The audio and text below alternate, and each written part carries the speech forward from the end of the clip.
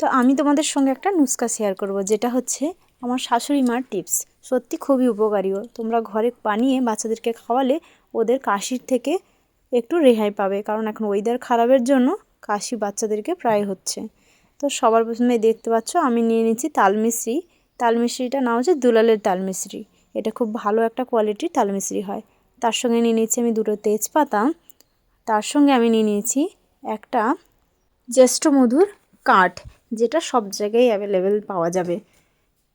মিশ্রি আর তেজপাতাটা দেওয়ার পরে এর মধ্যে আমি অ্যাড করে দিচ্ছি 1 বাটি জল।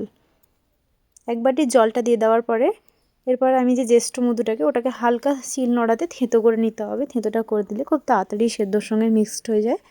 তারপরে দেখতে পাচ্ছি কারণ আমি গ্যাসটা জ্বালিয়ে নিই, গ্যাসের ওপরে যে পাতিলাতে আমি সব রকম মিশ্রণটা অ্যাড করছি ওইটা বসিয়ে দিলাম। তারপরে জ্যেষ্ঠ মধুটা থেঁতো করে এর মধ্যে দিয়ে এটাতে আমি কম ফ্লেম করে গ্যাসটাতে বসিয়ে দিলাম। এবার জলটা ফুটে ফুটে 4 ভাগের 1 ভাগ হয়ে গেলে বন্ধ করে দিবে। এরপরে ঠান্ডা হয়ে গেলে, ঠান্ডা বলতে পুরোপুরি ঠান্ডা নয়, হালকা উষ্ণ গরম থাকবে, আমি একটা ছাঁকনিতে ছেঁকে নিলাম, কারণ ছাঁকনিতে না ছাঁকলে যদি কিছু থেকে যায় বাচ্চার গলায় আটকে যেতে পারে। এবার দেখো এরকম নিয়ে বেশি নয়, 2 চামচ সকালবেলায় খাওয়াবে, 2 চামচ সন্ধ্যাবেলায় খাওয়াবে। এতে খুবই উপকারী। আমি নিজে ঘরে বাচ্চাকে খাইয়ে দেখেছি, খুব উপকার হয়েছে, তাই তোমাদের সঙ্গে শেয়ার করলাম। কিন্তু কাশি যদি অতিরিক্ত বেশি হয় তাহলে ডাক্তারের পরামর্শ নেবেন।